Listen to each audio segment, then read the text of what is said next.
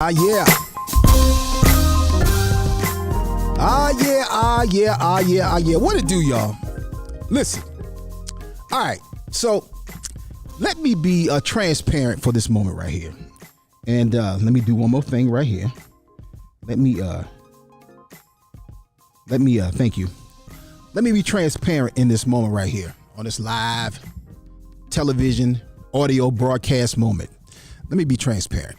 So the Lord convicted me this morning in my prayer time. The way God deals with me is he deals with me in the morning, and I wake up, y'all. And when I tell you, God, the Holy Spirit, when I wake up, y'all, the Holy Spirit be waiting for me. As soon as I open my eyes, he be like, "Hey, all right, let me go ahead and deal with you. Or this is what I want you to remember. Or this is what you need to do." And he just started flooding me with information. Today, he convicted me. He convicted me because he convicted me about my attitude. Yeah, me, the attitude guy, the guy who teaches about attitude. I've taught attitude training sessions, motivational speeches, workshops. I've done all of that for corporations, for educational facilities, for colleges, high schools, middle schools, for staff, for students. I've done it for nonprofits. I've done it for small businesses. I've taught attitude, and because that's my thing. I believe that your attitude is the most important element, second to your faith, on your journey and success in life. It's your attitude towards your family, your attitude towards your husband, your attitude towards your wife, your attitude towards your children, towards your body, towards your business, towards your ministry, towards your church. Your attitude is the most important thing. And God convicted me about my attitude because what I realized is that a lot of times I wake up thinking more as an entrepreneur rather than a person of faith who operates as an entrepreneur. What do I mean by that? A lot of entrepreneurs know what I'm talking about. A lot of times, y'all, when you run your own business, you run your own company and you're building or you're maintaining or you're growing or you're scaling, it's always something in your mind. So even when something is good, something else is going on and that's on your mind. And that can get you distracted.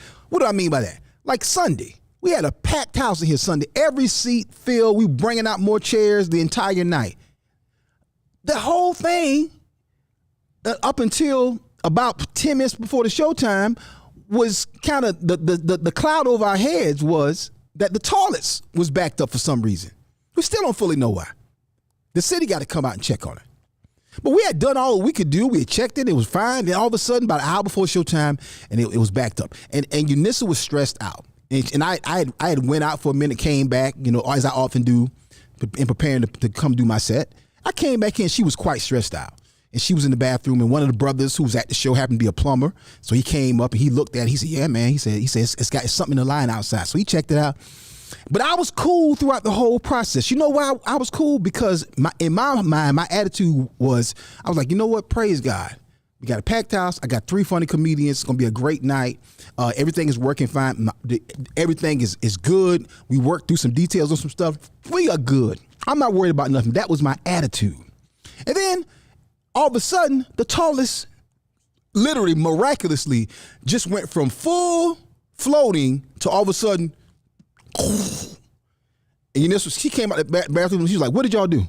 I said, "We didn't do nothing." She was like, well, all of a sudden the toilet just went down and they both were backed up, the men and the women's toilet. They're on the same line. But my attitude in that regard was, you know what? If them toilets both backed up and we got to go to the grocery store or go to on our other side, which is still being renovated, we're going to be okay. That was my attitude. I don't always have that same attitude on a day-to-day basis. And God convicted me about that. And I'm being transparent with y'all about that. I don't always wake up with an attitude of victory. I don't always wake up with an attitude of faith, with an attitude of as a winner. Sometimes I wake up like, okay, I gotta deal with this. I gotta think about that. I gotta be concerned about that. Oh, I gotta get this done. And that becomes your mindset the entire day. And what happens when you do that is your faith gets off because you're focused on what you don't want to happen, as opposed to being focused on what God has already done. The victories that God has already done for you, the victories you've already made it through, the great moments that you've already had, the triumphs, the fact that you've made it to this far, not because you were some great business person, not because you were some great leader, not because you're some great creator, great producer, talking about me not great comedian. No. You made it that far because of God Almighty, because his son Jesus Christ died for your sins, and the blood of Jesus covers your sins. So and covers even your mistakes and your setbacks and your failures. And because of that, you're still moving, you're still driving, you're still thriving. God convict me, because that's not my attitude some days. Even though I teach people, corporations, organizations, businesses, and educational institutions about attitude, he convicted me about that.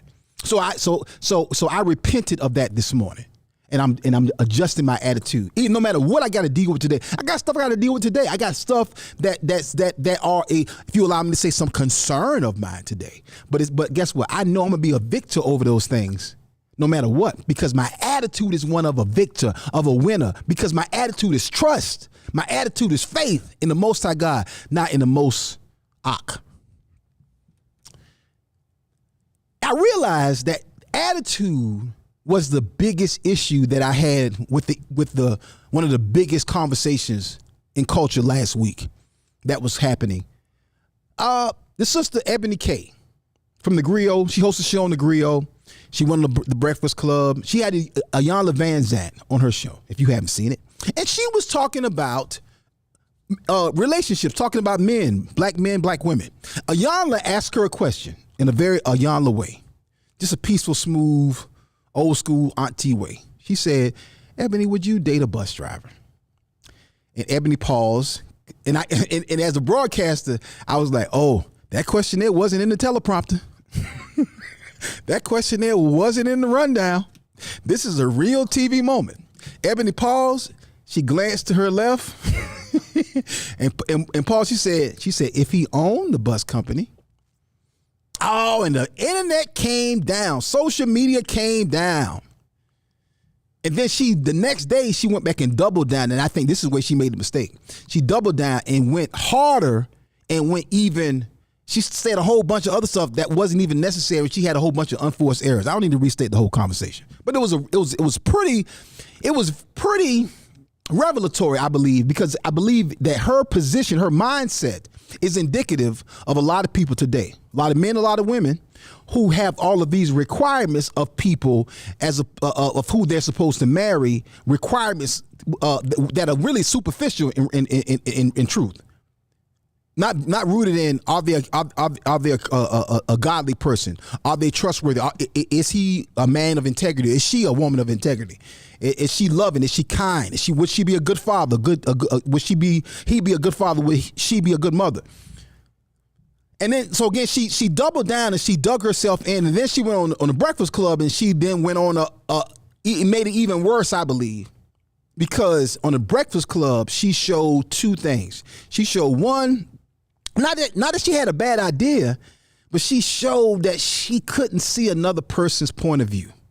She showed that she just gonna ride hard no matter what. And I'm gonna say what I'm gonna say, do what I'm gonna do, be what I'm gonna be. And if you don't like it, too doggone bad. And she was cussing, which is always, let me just say something, ladies. Professional women, beautiful women, no matter what stage of life you think you are, all that cussing is very unbecoming. Another conversation could be old school me. Somebody probably say that's toxic masculinity or sexism or whatever, but it's very unbecoming of a woman. I'm just gonna say it like it is. That's what I believe. But going back to what she originally said, she said, if he owned the bus company. And I realized my problem was with what she said. I didn't really have a problem with her saying that she would date a man if he owned the bus company. But what I realized, it was her attitude behind what she said. It was the attitude that came along with what she said. Because the truth of the matter is, a man may own the bus company, but the bus company might not be worth nothing right then. He might just have the paperwork for the bus company. He might just have the licensing for the bus company. He might be working, driving city bus with a plan of starting his own bus company. He might be working on his credit so he can purchase his first bus. He might be saving up for a down payment. He might be coming up with a marketing strategy, getting a logo created, but he may not have the bus company just yet. But it may be in his mind, on his focus, his plan, his game plan, his faith sheet. His confession sheet. It may be on there, but not manifested yet. And if you walk away from that brother, walk past that brother, mess over that man simply because he doesn't own the bus company yet, that's crazy. That's foolish. You could chase after a man who got the bus company. He'd be the wrong person. He'd be a terrible father. But what, he got the bus company? See, we're judging men and women. Let's talk about men for a minute. We're judging men on the wrong attributes. Ask yourself, does he respect his mama? Does he take care of his responsibility? Does he carry himself well? Not perfect. He has to be the best person, but does he carry himself well? Do you think, or does he show himself to be a good father? Or he would be a good father? Or he's trying to be? He's learning to be a good father. Is he a Christian? Is he a believer? I'm talking to believers for a moment. Now, I don't know whether Ebony K is a believer or not. She talks spiritual something. She does, but I don't know if she's a Christian. But is he a believer? That's a better question to ask than does he own the bus company? Let me tell you something about why that's important. Because the man who may not own a bus company yet, may just be driving the bus company and glad to have a job. That man with the right woman could own a fleet of buses. Let me tell you something, ladies. Ladies, remember this right here. The most powerful weapon that you have as a wife, second to praying for your husband, is your voice towards your husband. Ooh, when you learn how to talk to your husband, you crack the G code. When you learn how to talk to your man, you expand the potential for him, for you, for your marriage, for your children. When a woman knows how to talk to her man, it's a powerful weapon. It's a powerful tool. Same, vice versa, that same tool, that same weapon negatively can tear that man down. A good man with some gumption, with some focus, with the right attitude, with the right heart, with the right work ethic, with the wrong woman and the wrong mouth, he can't hardly get nothing done. And they eventually will not last long or will not be successful, or they're going to have a raggedy marriage. It ain't just on a woman. Fellas, if you judging women around here because they got the right weave, or they got a D cup, or if they got a big behind, a flat stomach, all that superficial stuff, all that first of all that stuff is fleeting. If she got all that, it might sag. She might lose some of it, or it just might be more of it. Let me tell you something. You realize in life, all that stuff means absolutely nothing in the long run. Is she a good woman? Does she have your back? Can you trust her with your children? Can you be at work, on the road, or whatever you're doing, and know that this woman got your back, holding it down at the house? Or y'all partnering together and y'all holding it down together, where she work out the house or you stay home, whatever that is, whatever y'all familial construct is. It's way more things, way more attributes, more important attributes to judge a woman on, other than, is she fine? Is she pretty? Does she have the right weave? Does she have a nice breast? Does she have nice butts, a flat stomach, nice feet, and all that stuff there? That's dumb stuff. That's okie doke stuff.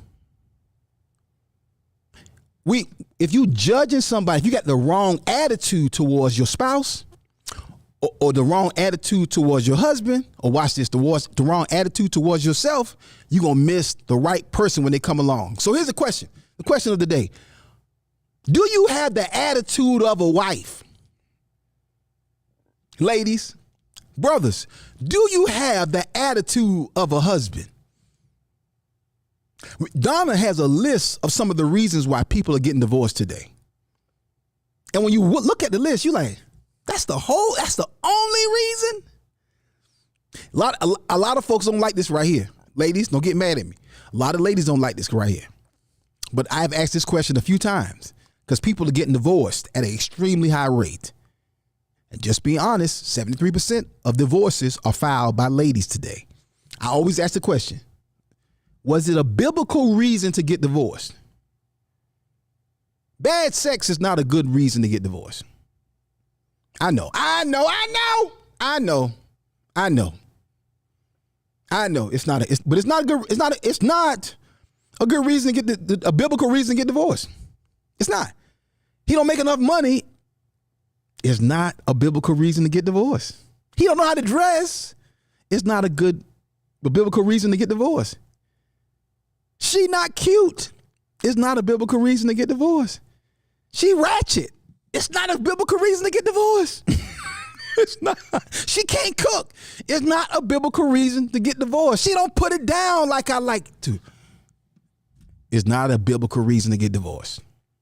And we walking out of what could be a good marriage for unbiblical reasons because we got the wrong attitude towards that woman, that man, or towards our marriage, or even our children. What's your attitude towards your relationship? What's your attitude towards your family? What's your attitude towards your wife, your house? Let's get into it. Let's get into it, y'all. Oh, we're going to have a good one today. Ah, yeah. Y'all, let's see who in the house. Over on Clubhouse. Kashana, what's up? Good morning, Kashana. Good morning, Kimberly. What's up, Kimberly Hope? Kimberly came through 6 deep for First Sundays this past week. Kimberly Sky. I'm gonna call you Kimberly Sky because your profile picture is Sky. Paul with no profile picture. Paul, we gotta talk about this profile picture stuff. What's going on, Paul? Celeste, what's up, sis? How you doing, ma'am? Asa, ASA, what's going on, brother? Anitha, how you doing, Anitha? Anitha has a very friendly and welcoming profile pic.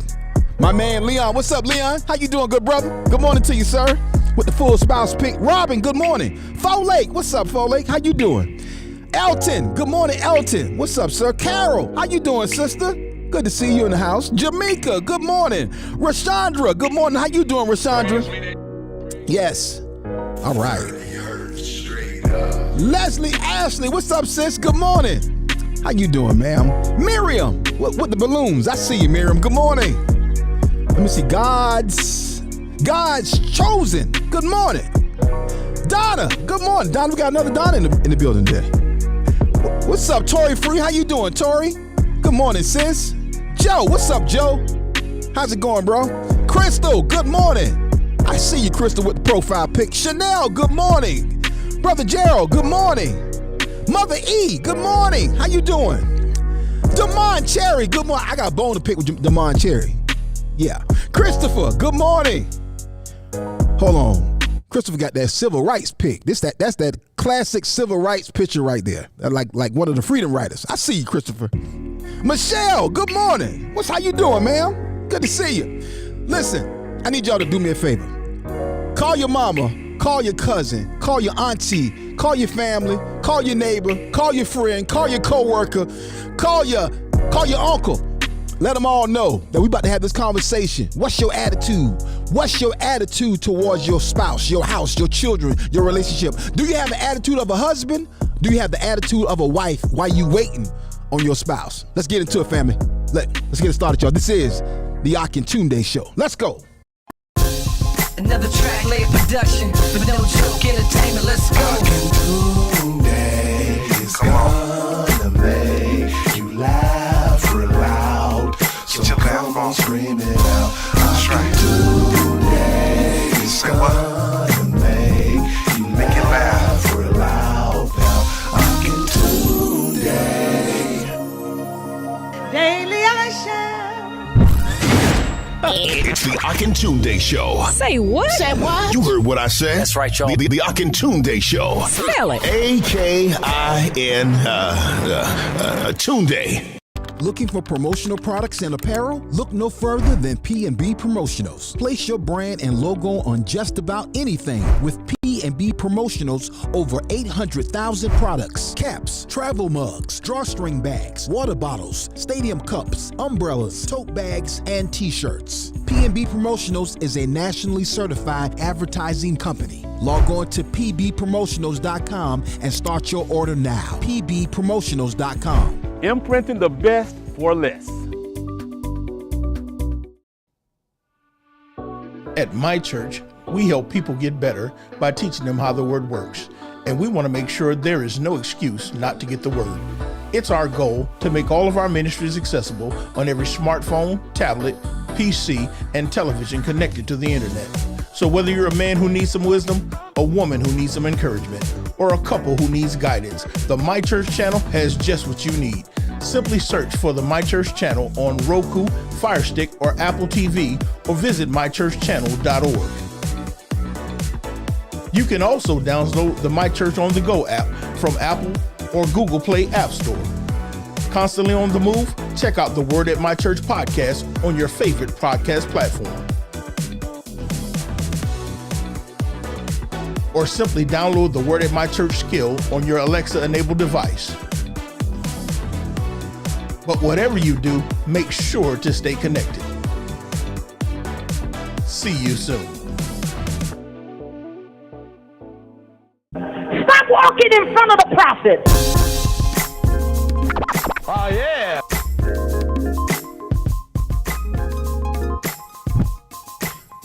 My God. Oh, my God, my God. Got a good God. Serve a good God, y'all. Listen, fam. Hey, listen. Happy Tuesday to everybody out there. And we got a good show today, I believe. We're going to have a good conversation. I look a little sleepy, but I think I'm good. I am a little sleepy, but I'm good. I'm in the house. But it's all good. I need Pastor Tuck to send me that My Church song.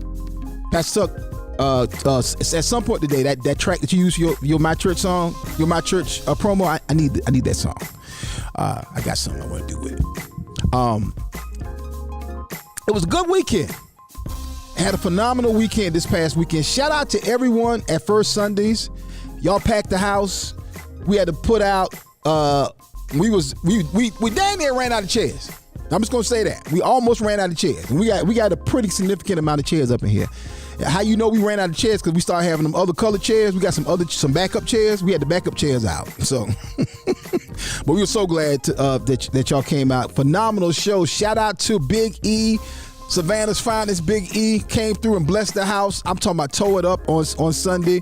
My sister, my new comedy sister and friend Tara Brown came through and blessed us. Hilarious. My God.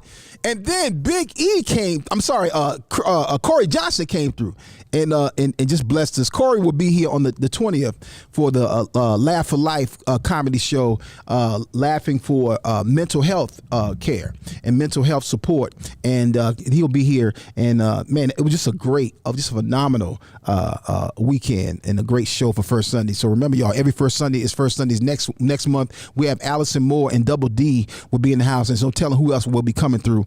But super excited about our First Sundays family and just the consistent turnout and the First Sundays family who show us so much love and the growth that we're having there. So we thank and praise God for that. Now let's get the show started.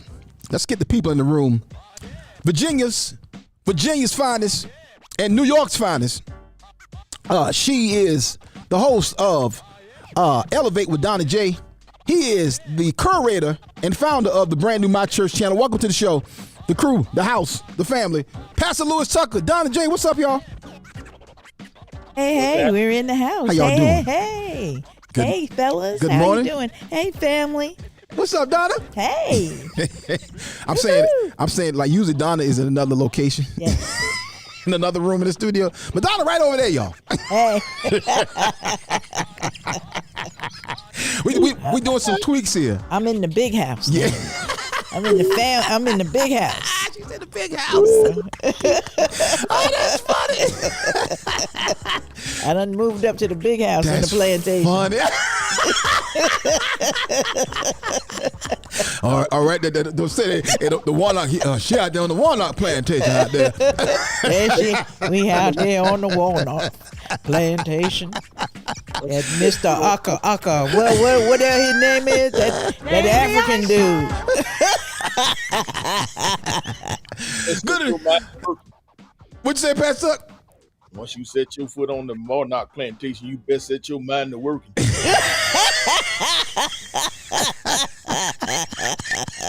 Remember that old United Negro College Fund commercial? Yeah. Oh, that is funny. Oh my God. Just set your mind to working. Oh, that is hilarious.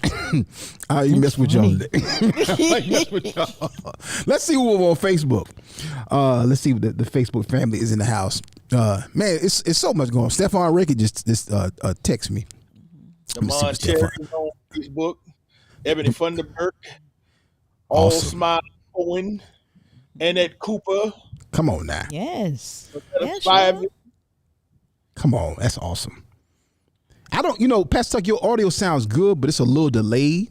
So I tell you what, let's do this right here. Let's switch back to the regular settings for now. So go to Clubhouse and then Jaleel mute Pastor Tuck in huh? I got it. You got it? Okay. Yeah, I don't know why, but it sounds good. How about that? There we go. Yeah. There we go. That's better. That's more clear, more full. That's what we want. We want to make sure we hear everything you're saying. Oh man, yeah, y'all. Listen, look at DeMar talking trash. He talking trash in here. Ebony was in the house. What's up, Ebony? How you doing, ma'am? What's going on with you? Ebony had a great our interview from last week. Folks are really responding well to that, and it was a good insight, good information. We got to have Ebony back on the show, and to talk about probably should have had Ebony on today to talk about the attitude of a wife, attitude of a husband, and again now Ebony over here clowning in the comments already. What she said? When you were talking about a D, she said, "Wait, a D cup is desirable."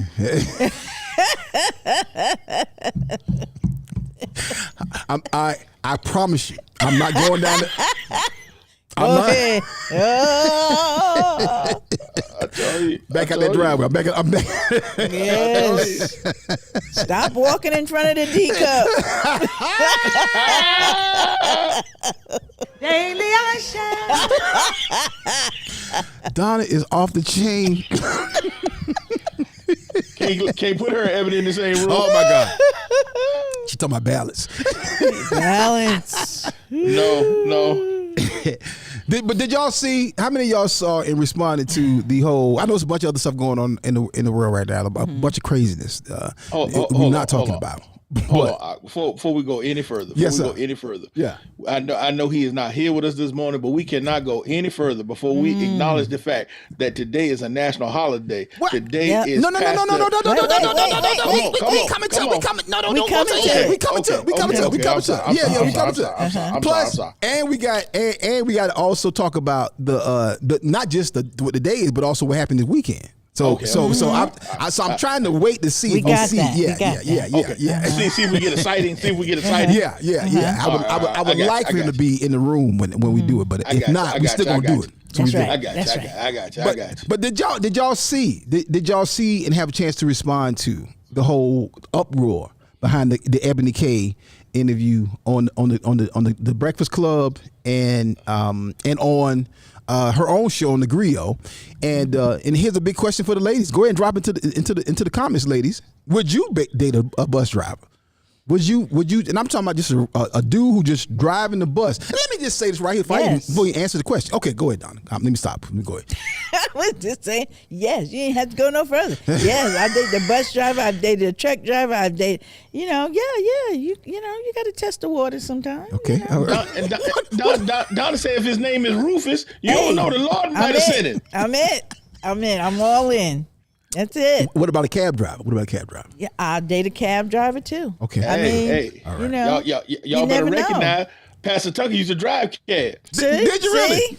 You don't know where they coming from. You better watch yourself. You know what? Know. I think I remember you telling me that now that you used to drive cab in college. Yes, sir. Yeah, I remember that now. Yeah. Wow. So tell me, how long did you drive cab for? I don't know how long. I can't even remember how long it was. That was during my homeless period. Oh wow! I was driving cab and homeless, and ain't nobody know what was going on, boy. Wow. Like I said, well, you never know where a cat's come up is coming from. Boy, you gotta watch yourself. Wow. I was an engineering student. I would go to class all day, get off and drive cab till 1-2 o'clock in the morning, go somewhere, find somewhere to park in a apartment complex where I knew somebody, go to sleep with my pistol up under my arm, get up in the morning, knock on the door, let me bust a shower and go back and do it all over again. Boy, the grind was in there. Wow. Don't nobody know nothing about that. Wow. Man. Wow. Look. The whole time, all my stuff in the back of the car and don't nobody know nothing about it. Wow. So was it in part the reason why you drove the cab because you needed some shelter? No, I was driving cab for the money. Bro, that was my hustle. Wow. Wow. Let's go to my shirt. There it is. Respect the hustle. Respect the hustle. Stay humble. Come on. Come yes. on. I love it. All right. and check this. Respect the And the hustle. whole time, anytime somebody found out what I was going on, they was like, "Man, well, why don't you just quit, man?" I'm like, "What are you talking about? I can't." I had an old Scarface lyric I used to listen to back then. I ain't eating, I'm starving, dude. I can't go to mama's house because mama's starving too. What you talking about? Mom and daddy can't take care of me. I'm a grown man. I got to do this. Wow. And I kept grinding, and my mindset was this: God didn't bring me this far to leave me. Come on now. Amen. Come on. Amen. Attitude was jacked already right back then. I won't even saved. For real. You understand what I'm saying? I got baptized when I was 9. I ain't know no word, but I knew this. I said, God ain't bring me this far to leave me. That's right. Amen. Wow. Amen. So you're talking about something there because you're talking about process. You're talking about not allowing the station that you are now in life to be an impediment or a hindrance to where you're going. You're talking about the journey. And the reason why I say that is because a lot of times people judge folks for where they are, not for where they're going. People judge a person for what you see them where at this post in life as opposed to their potential. And I think that's what bothered me so much in that conversation. I say this up top, and this is so key. There's several factors that for a man at the age of 39. You know, I say that based on, I use that number because the sister Ebony K, I looked her up. She's 39. I never really heard of her before. But she's 39 years old. Now, truth be told, at 39, 40, there should be a level of focus in your life where you're on the road to where you're going if you're not already there. There's some people already there. By the time they're 39, they done bought a business, sold a business, started a business, scaled a business. I'm not talking about that. But most people, they're still on some level in their process, depending on what's been going on with them. There's other factors. And let me say this right here. A lot of times, y'all, today, we're talking about status as opposed to purpose. Amen. I think the number one thing that you need to be focused on in life as a young person, no matter what age you are, is you need to be focused on purpose. Because if you walk around on some, you know, I can't if he don't own a bus company, I can't date him, sis.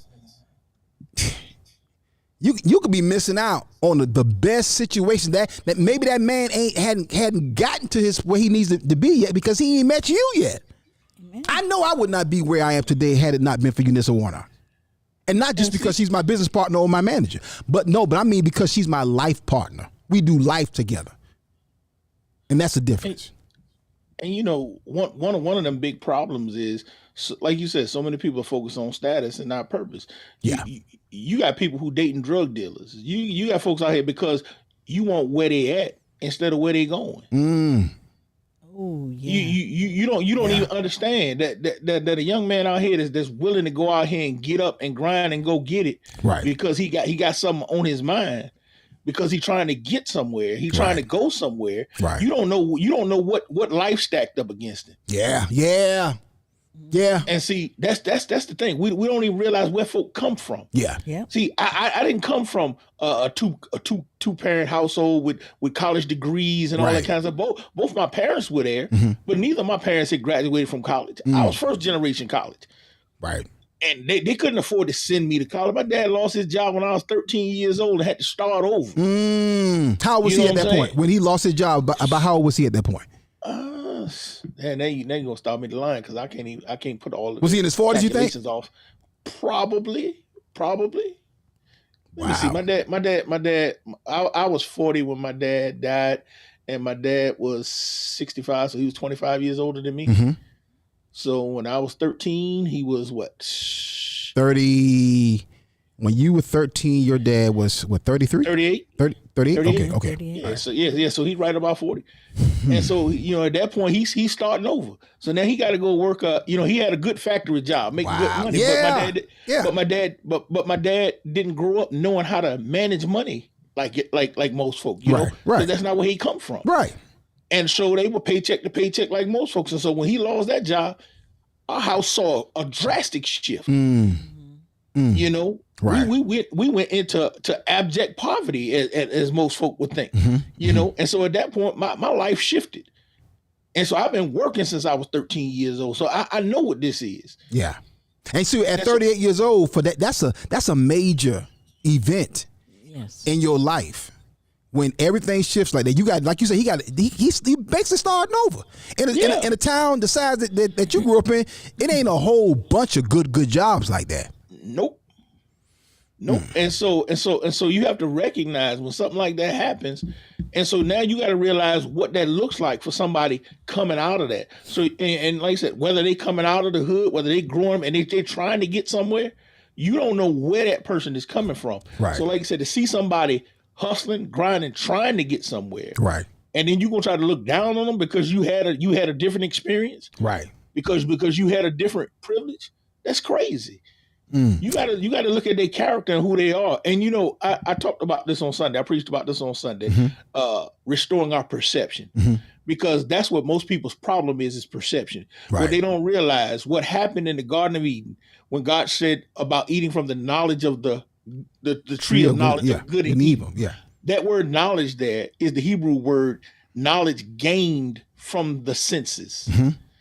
And see, when we partook of that type of knowledge, he said, you will surely die. You'll be disconnected from God. So from that point on, all of our knowledge that we receive comes through our senses.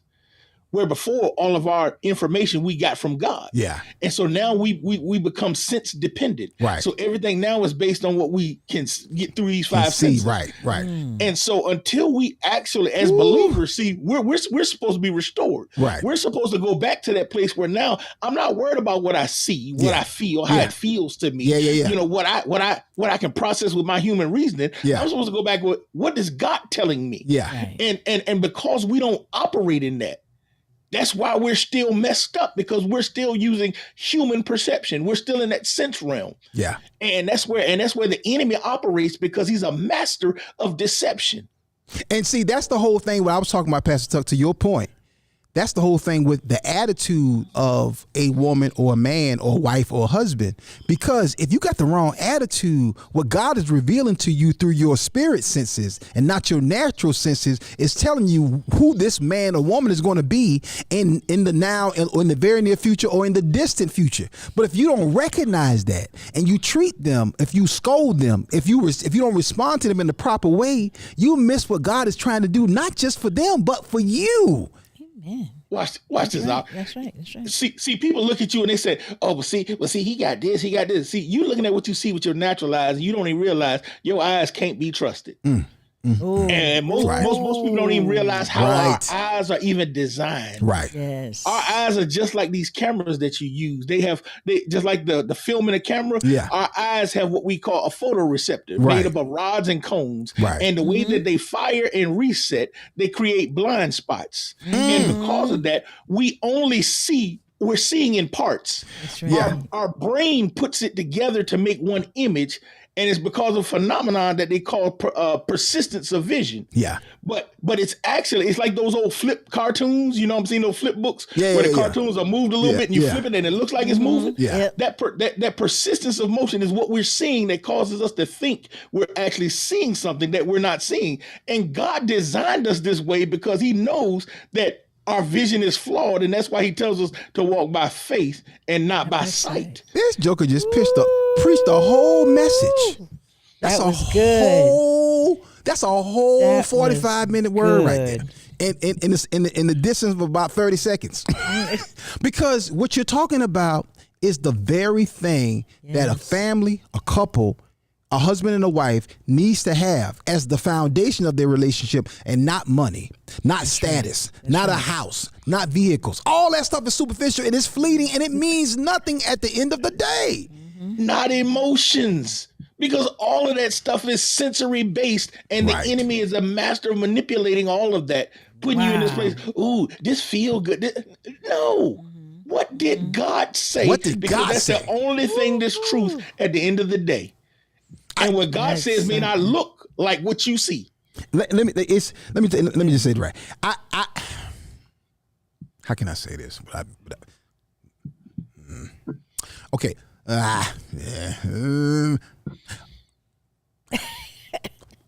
Go ahead. One of my daughters, one of the guys that came to the house, that I saw something in that dude. And I tried to push it. I was like, but she didn't see it. And I was like, I said, yeah, that's good. And she's like, nah, cause he do this. I was like, hey, look, I'm telling you. She was like, nah. I was like, I want to say so bad. Look, you think about the wrong thing. You're judging about the wrong thing. And they didn't continue on. But the dude really liked her. He was doing the extra stuff, the stuff that as a man, I'm like, that dude is persistent in a good way. He trying to do stuff to impress you, impress your father, impress your mother. Those are good attributes. Not abs. Not as a Negro sexy. Not as he know how to dress. Not because he got cornrows. What's your attitude towards the relationship? What's your attitude towards the individual? See, Pastor Tuck, Donna, we come to your comments too. You see, y'all got a lot of comments. Come to your comments in just a minute. Number one, what we got to do is we got to come back and them blind spots. That's a whole show topic right there. Ooh. I literally was talking about that in my address at Midlands Technical College about 3 weeks ago. Blind spots. We all have them, but your blind spots can wreck you if you don't know if you don't understand them. And the truth of the matter is, if we have blind spots in relationships, which a lot today are caused by status. Let me just say something to y'all, family. Let me tell y'all something. Status is one of the biggest problems we have today in terms of relationships. It's one of the problems why a lot of men are in jobs that they should not even be in. They're in fields that they should not even be in because they're chasing status as opposed to chasing purpose. A dude who is working at McDonald's with purpose is more valuable than a dude with a master's degree working for a multinational law firm. Because this dude working at McDonald's is on purpose. They're the same age, two different stations in life. But ultimately, this dude in purpose is going to wind up where he's supposed to be. And this dude right here working at this multinational law firm and not on purpose, not where he's supposed to be, it was probably going to wind up being old and unfulfilled if he lasts that long in that career. But see, and it's gonna hurt his family in the long run. And I've seen that so many times. I mean, you pull them in the driveway, and I mean, ain't nothing domestic in the driveway. Everything imported. I mean, down to the 15-year-old's car. Right. I mean, the house so big, you got so many extra rooms. I mean, the whole family reunion can be had at the house. Right. I mean, everything that you want in place, but you can see the dysfunction in front of you. Right. They can't stand each other. Because he ain't never there, and because and he did all of this for them, but it won't for them. And let me tell you something. I've been off in that regard before because I remember living in one of the biggest houses we ever had. House had 2 wings on it. Huge house, beautiful house, stunning guest house that was 1,800 square foot. The guest house. I never forget when we was that one particular day. I never forget. My children was miserable, talking about they ain't got nothing to do, and they was upset about this. My wife was like, I don't understand. I just don't feel. And I want to say, what the heck you mean you don't feel? God nigga, I spent all the money I had getting this doggone house. And God said to me right there, it ain't about no house, sir. It's about family. It's about you. It's about her. It's about them. It's about purpose. It's about kingdom. Yes. Not status. Not things. We chasing things. Things are fleeting. Things burn down. Tornadoes come and take things. Tornadoes flip up cars and turn them over. But when they turn over your $200,000 car, but you still got your wife, your husband, your child that you can hold on to. Oh, you might be upset. You might be in the rain, but you like, my God, thank you. I got my family. Nobody sits on their deathbed focused on a Ferrari. Nobody. Yeah. And how much money would you spend when your kids don't want to talk to you, don't want to speak to you? You ain't got no relationship. And you done gave them everything. Everything except you. Everything except God. Everything except kingdom. Everything except purpose. But so if you judging, so the man, your husband, you might, ladies, watch this right here. You might meet a dude who don't meet your criteria, but is your husband. He might be working at Firestone Tire, filthy, dirty, when you see him, but he's your husband and you don't even know it. Wow. And you about to walk away from him because he smelled like motor oil and rubber. And he might be your husband. He might be the man. You might be making $178,000 and he might be making 42 or 32 or 28. But he might be your husband. But if you judge him based on those factors alone, you can miss a move of God. And there's so many other factors to judge somebody or to consider when you choosing to mate other than God doggone what they do for a living or how much money they got. And the same way, fellas, you can't judge a woman that she gonna be a good wife because she cute and you think y'all gonna have nice babies together. Man, you said that. Good looking train wrecks. Donna, that, yes. Donna, when you heard I know you said you would date a bus driver, right? I would. But when you saw the uproar and when you saw the video in her position, like what was your original thought, and then what what is your thought now after because it's been a good week or so since this all this came out, but what's your thought about what she had to say? Do you see any truth or any reason, any value in what in her position?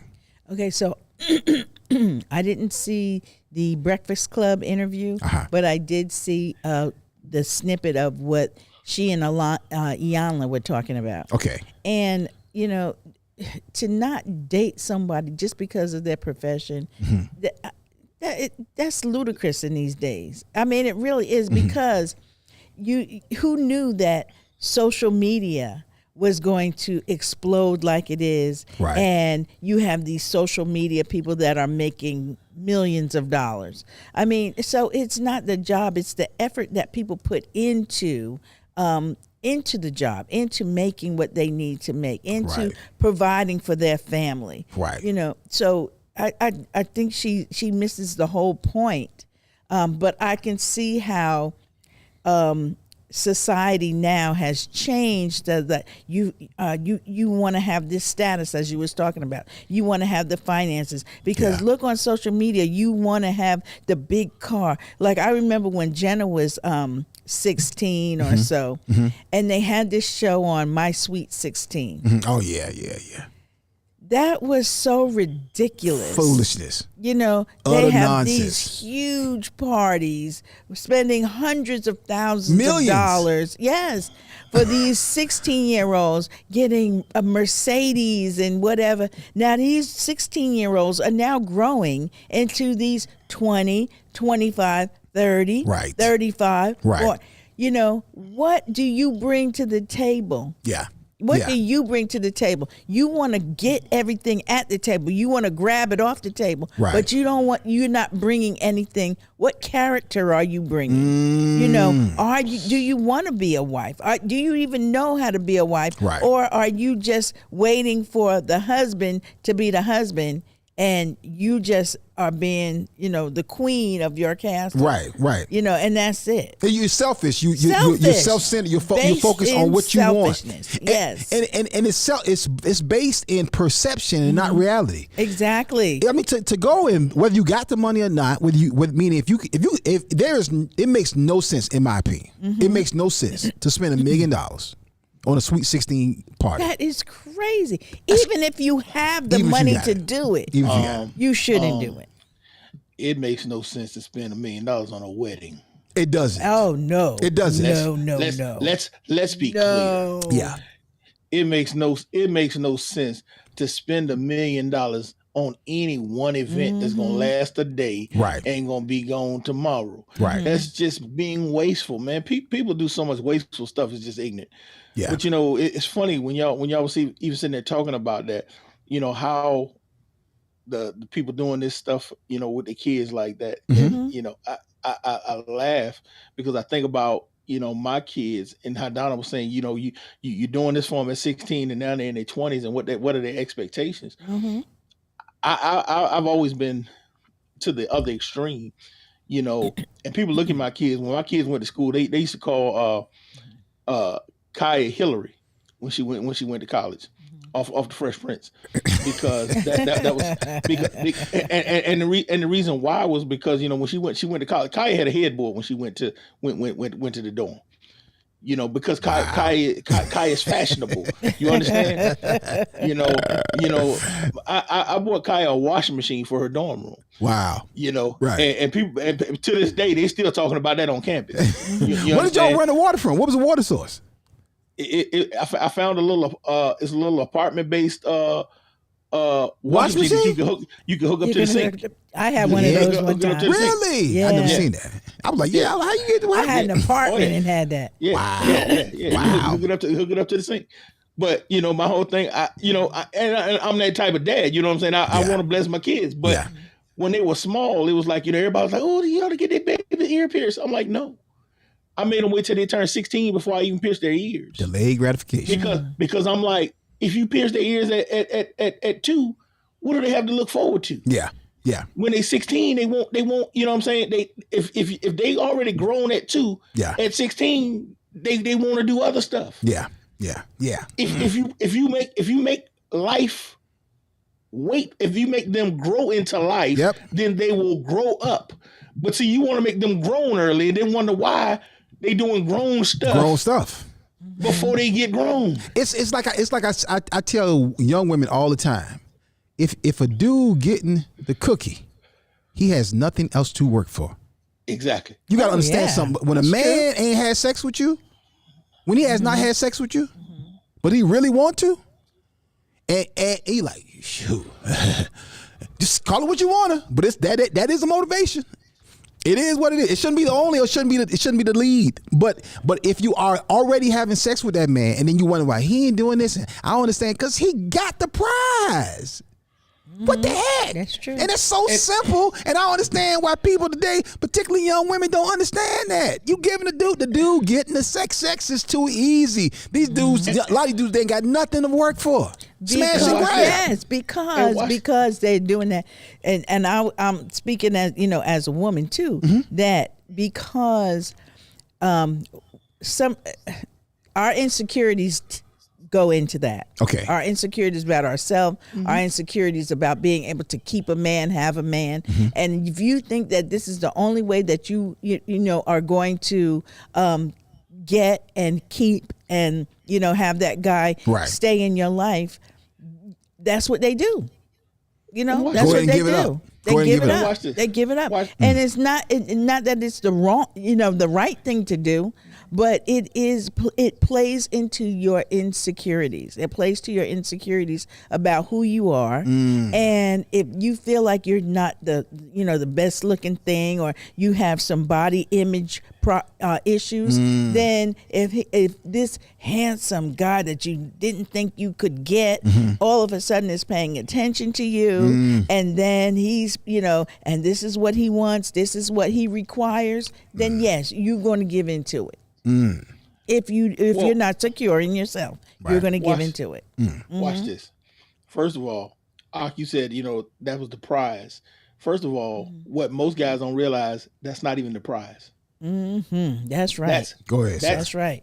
That's dessert at the end of the meal. That's right. And the problem is, if you're only eating dessert, then you're malnourished. Yes. You're missing the best part of the meal. Yes.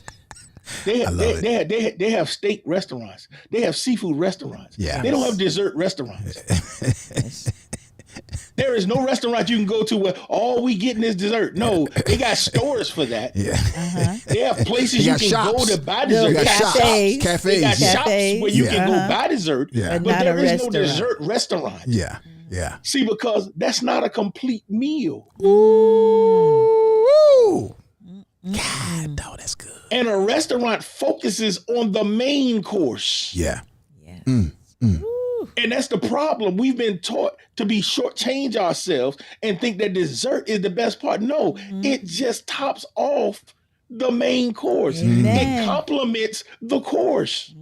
Yeah. And see, that's and that's why I say the enemy is a master at perverting, Manipulating. Yeah. And see, that's why what happens when you give somebody the dessert first, it spoils their appetite. Yep, that is true. And they miss out on the course, and they ended up becoming malnourished. That's right. Jesus. So now you become weak. So that's why you got a bunch of weak men around here, because y'all been giving them the dessert first. And so now they're malnourished. Woo! Daily I shall. Good Lord. And Jesus. so now they're not even strong enough to do the things that they need to do because they have no character. See, watch this. But when you make him wait for dessert, and he has to now consume the meal To get to the dessert. Exactly. He now has to envelop and to devour who you are as a person. Yes. He now has to appreciate who you are. Yeah. Now he gets to enjoy you spiritually. Now he knows, oh my God. See, by the time he get to dessert, oh my God, can I have another course of that meal? See, this now becomes my favorite restaurant. Oh. Wow. Because they have the best steak. They have the best lobster. Yeah. They have the best shrimp. They have the best salmon. They have the best meal. And guess what? And that dessert is popping. On top of everything else. On top of everything else. It was a perfect experience that I ain't going nowhere else to eat. My God. Yeah. But when all you develop is a sweet tooth, you'll take anything that's sugar. Ooh, okay. Man. Okay. Daily I shall. That's a golly. Anything that's sugar. And now you out here this chasing dessert, chasing sweets. Woo. Man, it's bad when you say the only thing that was memorable from a restaurant that you go to was the dessert. If that's it, Exactly. yeah. If you get the dessert You missed first, it. you get You the missed dessert it. first. You missed Yes. it. Jesus. Yes. And I think we've got some things backwards, some things misconstrued. And so what has to happen is you got to really judge your heart, judge your mindset, judge your attitude. Yeah. And keep that in focus at all times. Because again, you can miss a move of God when you don't understand what He's doing. Let me come to some of y'all comments here. I'm sorry. The Holy Spirit is just going. And even Donna was just talking about the fact that how the low self-esteem thing will make you play into this. But see, you got to realize. And this is the thing, and this is why women have to be real careful with this, because even great chefs do not consider pastry chefs on their level. Ooh. Ooh. Yeah. I'm gonna give y'all a minute to devour that one. Yeah. Yeah. A great chef does not even consider a pastry chef on their level. Because if all you specialize in is the dessert, you really can't cook. Right. As far as a real chef is concerned. Right. Wow. That is And this thing, we have to realize how society has played this thing, how the devil has manipulated us. Yep. Because he's done exactly what Donna just said. You have young ladies who are looking for affirmation and confirmation. So they want somebody to tell them that they love them. Yep. And because society has taught these young men that all you want is the goodies. So do whatever you got to do to get it. That's right. So if you got it, just tell them what they want to hear. Exactly. So you'll tell them To get the anything sweets. just to get the sweets. And so women, it's like all you want to do is be confirmed, and so he lying, but it feels good to you. But it feels good. And I'm gonna listen to it. Because my perception is based on my senses. Yeah. So all I want to do is hear you tell me that you love me. Tell me that I'm beautiful. Tell me that, and I'll accept it, even though I know it's counterfeit. Yep. That is true, Pastor Tony. And so That's now true. I compromise and I step into this place and I allow him to do what he wants to do. And so now I go through the cycle. And when I get in a real relationship, I'm shortchanged. And now Because you he feeling doesn't empty. know how to fulfill me. And now you're feeling empty in life. You're a mess. You're upset, stressed out because you gave somebody access that you should have never had ever. Never had. Man, y'all listen. Looking for promotional products and apparel? Look no further than P&B Promotionals. Place your brand and logo on just about anything with P&B Promotionals. Over 800,000 products, hats, mugs, backpacks, bottles, cups, drinking glasses, lip balm, chewing gum, candy, and of course, t-shirts. P&B Promotionals is a nationally certified advertising institution. Log on to pbpromotionals.com and start your order now. pbpromotionals.com. Imprinting the best for less. P&B Promotionals. And shout out to Mr. Pelham and Miss Brenda Myers, who came out and had their consistent VIP table right down front at First Sundays on this past Sunday night, and the table full of folks they brought along with them as well. Loving our First Sundays community. I want to get back to the conversation, y'all, and then a little bit got to play some promos just a little bit. Be ready for that, Jaleel. I got to get some of y'all comments in. Let me see what Kimberly posted. She said, "Hey," talking about the guy working at the tire place. He said, "Hey, he get a discount on some good Michelin tires. Tires ain't cheap." Say that. It's sure not. Let me just say this about judging somebody that may not be quote unquote on your vocational, educational, financial level, status in life, which is utter ridiculous. Let me just say something about status real quick before I even go there. Let me say something. One of the biggest issues, the truth of the matter is, the reason why a lot of folks talking about some of the HBCUs and they should be doing this and they should have this and they don't have this and why don't they? Somebody got to check this. One of the problems that HBCUs have is they don't have enough of the alumni donating consistently. Amen. They don't have the endowments. They don't have the donations that a lot of other institutions have. A lot of the larger white institutions, a lot of the larger religious institutions, they have money for days. They have endowments for years. They ain't never going broke. Can I say something about that? Go ahead, sir.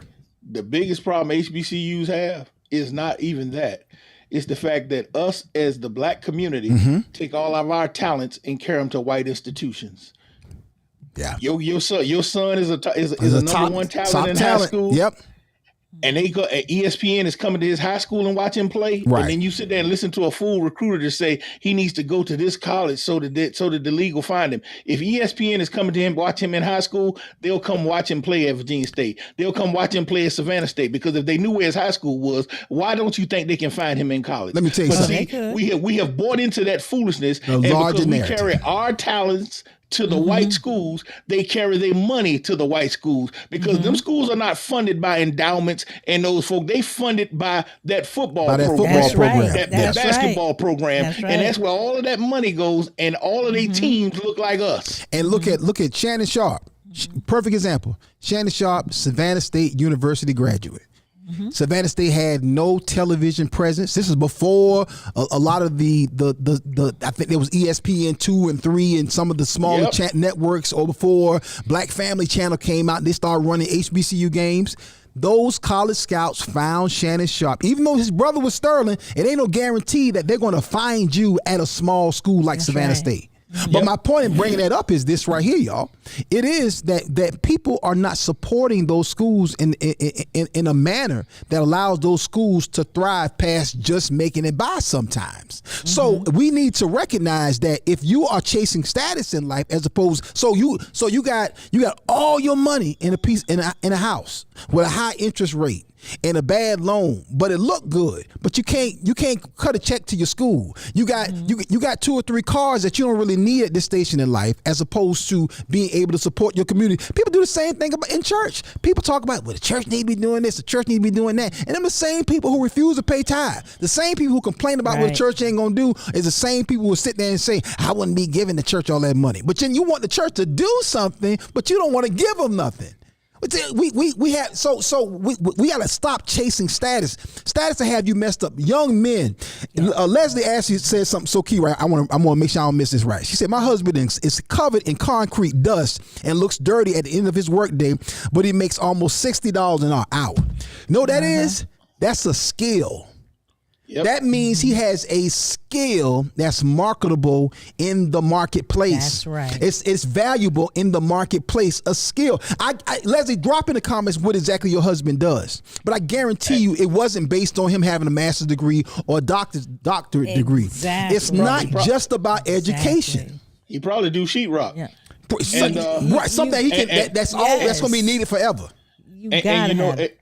And you know what? This is the thing. When you're talking about that status thing, how many folks out here got student loans up to their eyeballs going to these PWIs and could have had a scholarship going to HBCU? That's right. That's right. Because they think it's a status thing. Yeah. Yeah. Status. Man, chasing what somebody does, what it look like somebody does. I mean, but again, so chasing somebody else's name on your degree besides your own. Let me say this right here. To the point about that guy who is and I'm coming to your comments and Don, I don't know if you're trying to say something. I'm coming to you in just a minute.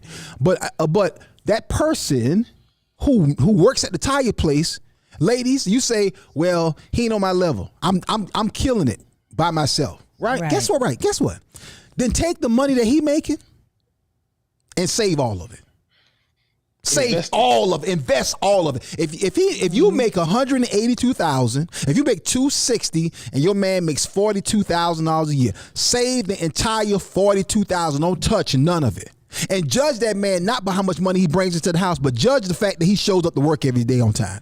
Judge the fact that he has pride in his work. Judge the fact that he does a good job, that he cares about. If he installs tires, judge the fact that he loves the fact that he installs tires. He's an expert in tires. That's right. He takes pride in making sure that every customer walks out of there with the tires that they need at the best price for their vehicle. That's character. That is a man who is a quality man that in the long run that's going to pay dividends better rather than chasing somebody just based on status, based on income, based on what they do for a living, based on if they know how to walk in the room and be sexy with a suit on.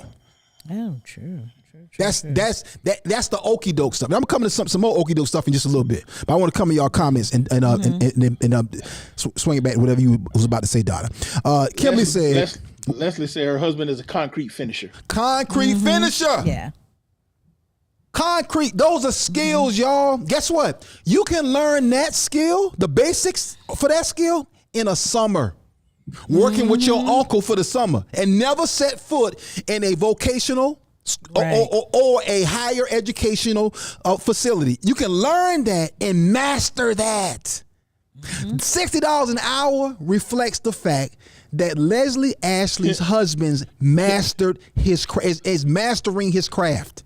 They pay him for how good he is, how excellent he is, not in the fact that he graduated from this institution.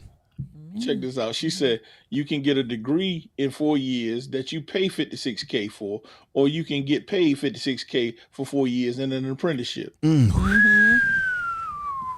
that's true. But if you walk past that dude in the store, he said, hey, how you doing, sister? But he covered in dust. He smelled like he been outside all day, or smell like he on a house site that ain't got the air conditioning in yet. He smelled like three games of All Man. And you like, girl, he was stank. He was funky, but that's your husband. But he walked past you in your Corolla and get in his Escalade and drive off. Right. A dude who's smart enough to make $56,000 a year. 24 years old, and then only spending 18 of it. Living at the house with his parents, paying his parents some money, putting to the side, waiting on him and his wife, banking money every single year. See, that's the dude you want living at the house. That's the dude you ain't got no problem living with his parents. Hey, mom, dad, here's some money towards the rent. Hey, let me bring in here's some groceries right here. But you know, I'm just gonna stay here and bank. And so when me and my wife get married, we're not spending $40,000 on a wedding. No, we got a small, nice, reasonable wedding, and then we also have $80,000 saved, and we about to put a down payment on the house. That's the dude you want right there. Oh, check this out. Yeah, that's true. He live in half of a duplex. No, he owns a duplex. He live in half of it and rent another half out. You just don't know. But see, if you judge a dude, see, ladies, don't make the mistake. Don't fall for the okie doke. Let me say this right here. Let me transition to the next part of the conversation. And then Donna, I want to come up. I want to pull up those reasons why people get divorced. Those leading reasons. And I promise you, I'm gonna read some more of y'all comments, y'all. We rolling today. I apologize, y'all. But this we have some good conversation. But I promise y'all, I'm coming to y'all comments. Clubhouse and Facebook. It's 3 okie dokes that we got to make sure that we recognize. 2 we already fell for. 1 we are falling for, and make sure that you do not. First okie doke was, as I've said before, is black men. We fell for the okie doke by focusing on culture, music, how you talk. Hey, cuz, hey man, hey boy, hey them, hey, look here, bud, hey man. See, all that stuff right there, that's culture. That ain't how you really talk, sir. I use Plies as an example. Plies is a highly educated, smart, intelligent guy, college graduate, but who raps, who plays ignorant on songs, but really it's not. So he puts in gold teeth and walking around saying and talking like doing all that Plied talk and all that. But that's not who that dude is. And it really burns me up that he does that. If you catch it, I don't even care where you see it, Plied. You need to cut that out. You and 2 Chainz and what's the other guy who's 6'7" or something like that, but had the highest GPA in his college, but you would never know that. He don't even want you to know that.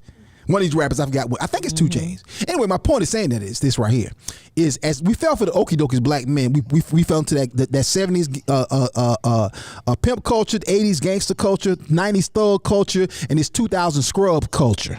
We fell into that. That's the first okie doke. That caused our women not to trust us. And then women, this is what y'all fell for. Y'all fell for the media, arts, and entertainment lie that all men are dogs. So Waiting to Exhale and Stella Got a Groove Back and all these ignorant movies that we Color Purple, all of them that paint black men as the villain all the time. So you brought into a mindset that says all men are dogs. And then they even flipped the okie doke on you because in one movie they show you that all men are dogs. In the same movie they show you, but she got a groove back. So Stella is a grown woman in her 40s who went out of the country and met a 20-something-year-old young man, had sex with him, violating principles, slept with him, brought him back over here, integrated him into her family, and that is the happy end. The true Stella got a groove back. That Terry McMillan, what really happened was she brought the dude back to this country. She married him, and he was a homosexual, and he exposed her to HIV/AIDS. Mm-hmm. That's what really happened. So Stella ain't really got a groove back. She almost got an STD back. So we buy into these lies, these tropes, these concepts that tells you that all men are dogs. Now, that's the second okie doke. Here's a third okie doke that I see a lot of dudes are falling into. Men are now doing the same thing. So you got this whole landscape of social media where all these guys talking about these women ain't this, they only want my money, they materialistic, they ratchet, they boss chicks, they don't know how to talk to me. So now this whole shaping is now saying that all women are like this. So the women that you see on these podcasts, which some of these YouTube channels, some of y'all ladies that need to shut your goddamn YouTube channel down. Some of y'all dudes too. It's ridiculous some of the lies that y'all telling people. And just because you got a nice camera and a nice microphone, people listen to what you're saying. But so there's a whole culture, subset of culture where the men are now is talking about how bad the women are based on your personal experience. So Kevin Samuels culture. Right. And here's the whole thing. Let me explain something to you. Some of y'all dudes, like I said, I love the circus lion analogy. Cause some of y'all dudes are mad corny, son. Let me go old school hip hop vernacular. Yo, son, you mad corny, son, and I see you, son. You mad fake, son. You soft, son. Y'all cats on these podcasts talking about, oh yeah, I'm a alpha male. Let me tell you something. Alpha males don't have to tell you that they're alpha males. A joker who got an alpha male shirt on probably is not. Exactly. The joker who podcast is the alpha male podcast. You're probably not an alpha male. You playing an alpha male on YouTube and you trying to build your channel up to get subs or subscribers. Don't fall for the okie doke. Here's why that's important, because if that's your mindset and if that's what you say, you're going to produce what you say. Calling yourself a quality man. Let your life, your children, your marriage, not even your money. Yeah. My wife calls me a quality man. I don't have to call myself one. Ain't never got to. Ain't never. If you in your house saying I'm a quality man, you probably you doing something that make you not to be a quality man, or you married to somebody who don't recognize who you are, and either way you wrong and you off. Mm-hmm. Yep. So don't fall for that third okie doke, men. Don't start speaking over these women that they all this or they all that. You speaking that into your own life. If that's your attitude, you can produce what your attitude. Your attitude is your mental fixed position towards a thing, anything, a person, a job, a house, a career, your God, church, ministry, whatever it is, health. What's your attitude? If that's what you're saying, that's what you will produce. Truth be told, a lot of women produce the sorry dudes that you ran across. Oh, yeah. Because that was your attitude. And that's what you said. Yes. Can I add this one point? Please, sir. To that list? As believers, single believers, stop saying there are no men or no women out here. Because if you believe in God to provide for your money, you believe in God to provide for your health, Jesus. You got to believe God to provide for everything else. There are 7-point-something billion people on this planet, and there's one you. You ain't even met everybody in your building. Come on, in sir. your city. Sir, say that. And how you gonna talk about what ain't out here? And it's 7-point-some billion. You ain't got a clue, but you trust God. You say you trust God to provide for you. Right. And you keep talking about what ain't out here. Watch this, Pastor Tuck, to your same point right there. If somebody told you, how many people have heard a man of God, a woman of God, if you had to reveal to you, I want to buy a house? What's one of the first things you do when you want to buy a house? You start working on your credit. Another step of faith is to go and look at a house. And then what you do is you start preparing yourself for the purchase of a house. You start getting your down payment together. You start getting your credit together. You start, one of the other spiritual tips that have been given to many people when they get ready to buy a house is start keeping the current house that you currently live, the apartment that you live in or the house that you're renting, start keeping that upright. Right. Do the same thing for your relationship, for your marriage. Prep yourself for your husband, prep yourself for your wife in the same exact way that you would prep yourself and if you believe in God to buy a house.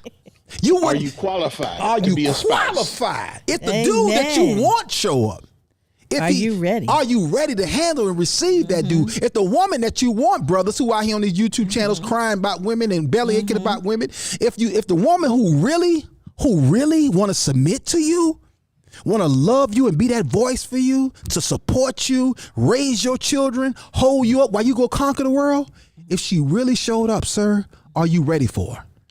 These women won't submit. Well, guess what? They can't submit to leadership if you can't lead. They can't submit to circus lions. Amen. Or bums. That's it. See, as a leader, I ain't had to never ask nobody to submit.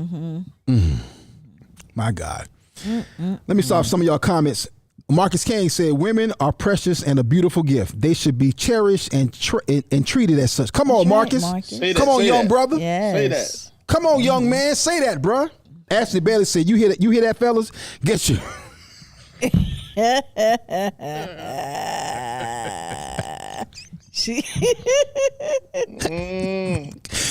Ashley Bailey is ridiculous. She said, get your hairline game on par. Prepare that for me. Daily I shine. But Ashley, what if your husband got a receding hairline? Get in touch with Akintunde. He restores hairlines. Male units are available. We can even do your transformation right here on the Akintunde show. Right on the show. All in the span of an hour and a half. But your hairline game could be no hairline. Hey, that could be your hairline game. No hairline. Ashley, if your husband might, I know you want to hear this. Your husband might not have the hairline you want. He might need to go ahead and ball it out like this right here. So there you go. There you go. Mess around. I could come in here with a full head of hair on Thursday. Just prove it to you. Pastor Tuck, don't dare me, sir. If you dare me, I do it. I dare you. It's done. It's done. I dare you. Oh done. my God. Just to show them that's not a criterion is necessary. It's done. Head full of hair Thursday morning. Akintunde show. Y'all miss y'all in the house. Oh my God. Y'all miss y'all listen on Clubhouse and watch on Facebook or watch on the My Church app. Full head of hair this coming Thursday. Word is born, son. He dared me. I'm gonna do it. Shout out to Leslie Ashley who's at home watching on the My Church channel. Praise God. All there right. it is. Daily I shine. There it is. Hold on. That deserves another one too. Hold on. Stop walking in front of the prophet. There it is. Both of them. Ashley said, if you're balding, then just be bald. A man cannot serve two masters. Oh my God. Ashley Bailey is so silly. Leslie Ashley, yes, I do. She said Donna believes in Rufus. And then she said, come on, Rufus. I believe, I do. I believe for Rufus. I believe for Rufus. Yes. Tell him, Donna, all these people on this planet, it ain't even hard for God to bring you Rufus. Oh, no. He making his way now. And That's what I He making know. his way. I'm getting myself together and he making his way. see, Donna, he preparing you. Yes. He preparing yes. you. He giving you some things that you need. Where that you gonna have the cook game in place. Man, everything. So, I'm gonna have the knowledge up here from you brothers telling me. Yes. When Rufus show up, he gonna look at you, Donna. He gonna be like, "Where you been all my life?" All my life. Right here on the Akintunde show. Let me say this right here. Ebony mentioned it a little bit last week, and I want to make sure I'm clear about it. She's talking about all my life. Shout out to Mr. Don Jackson and Miss Teresa, Mrs. soon to be Mrs. Teresa Harrison Jackson or Teresa Jackson. But Teresa Harrison is the publisher and founder of Gospel Today magazine. Mr. Don Jackson is the founder and the executive producer of Central City Productions Stella Awards. They're getting married this summer. Praise God. Praise God. Mr. Jackson is a widow. His wife died a few years ago, and he and Miss Teresa Harrison are getting married. I'm talking about an awesome couple. Has she been married before? She's divorced. Okay. Many years ago, right? So here's the thing though. Ebony mentioned it. She talked about the hope that blesses her and other women because I mean they're at a later stage in life, but see God's timing is God's timing. Exactly. You understand what I'm saying? So life is life, and the process is the process. The best thing that you can do, ma'am or sir, is prepare yourself for whoever he sends you when he sends them. And what you don't want to do is get ahead of God, dealing with a buster instead of waiting on your personal Rufus. Say that. So the thing of it is I just want to celebrate them because they give a lot of hope to Dr. Harrison. She says it publicly. She's 70. She's in her 70s. Beautiful woman. Beautiful woman in her 70s. Yes. You would never think that. Mr. Jackson is a good-looking man at 80 years old. Yes. Successful, wise, sharp. When you talking Mr. Jackson, he's sharp. You do not think this is my granddad. You know what I'm saying? So it's just an amazing. I'm super excited about them as a couple and what they're going to do, and the hope that they give so many people. I want to sow 2 copies of Two Shall Become One Flesh into their life. Amen. I'll send them to you. Okay. And I'll give it to them. And my elder, that's right. Elder Little, right. just got married last year, and her and Donna are the same age. Yes. Come on. So Yes. so don't tell me what God won't do. Come on now. Oh. Come on, I remember ladies. when she called me and told me. She said, "I just want to tell you, I'm getting MARRIED." I was like, She spelled that thing. I'm sitting there looking like, is my speller off? Did she just say? I'm trying to remember how to spell. She threw me so hard. I was like, did she just say? Come on. Man. Let me tell y'all something. Ladies, prepare yourself. I told you, the most valuable tool that a woman has as a wife is prayer and her voice, I believe. A woman who knows how to talk to her man. Oh. So prepare yourself, prepare God, to ask God to prepare your heart, prepare your mind, prepare your voice for your husband. Amen. Not for building. this husband or that husband, for your husband. Pop Earl's in the building. They about to celebrate. Mom and Pop Earl's about to celebrate 50 years. 50 years. This summer. This summer. Wow. June, about to hit 50. This summer. Hey. This summer. Hit 50 next month, baby. 50 years. 50 years. You got to ask him how do you stay married for 50 years? What's the recipe for 50 years? Drop that in the comments, Pop Earl. He said it before. You heard of Pop. What's the recipe? There it is. I'll say this too. I think one recipe is you just don't get divorced. Yeah. Hey, People ask me all the time, how y'all been together 27 years, almost 20. How y'all stay married that long? You ain't stopped, because there's been a couple times where we almost did. Please believe it. I share this with couples all the time. I say if you never stop dating the woman you marry, you'll always have a wife and a girlfriend. Yeah, it is. Ooh, nice. I don't need a side chick. Yeah. Yes. Stephanie is my front, my back, side to side chick. I don't need nothing else. Yeah. And speaking of My divorces, first, my last, my everything.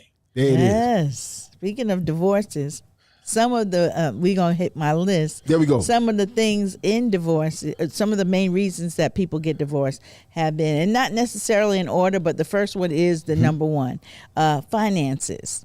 Finances. You know, Wow. Losing money. Yeah. Somebody gain money. Yeah. Somebody gets power. You know, they're just not equally yoked in the finance department. Yeah. That's good. Raising children. You know, what do you expect when you raise your children? What are you putting into it, into Right. raising the children? Right. How do you feel about raising children? How do you feel about children, period? Religion, of course, you know, that speaks for itself. Religion Yeah. could be different. Yeah.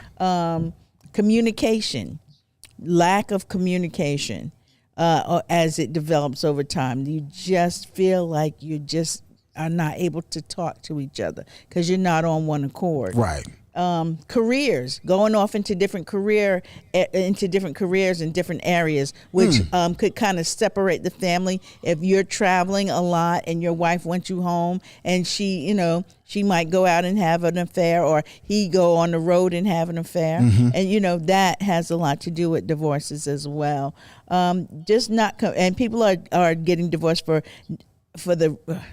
a crazy reason. We're not compatible anymore.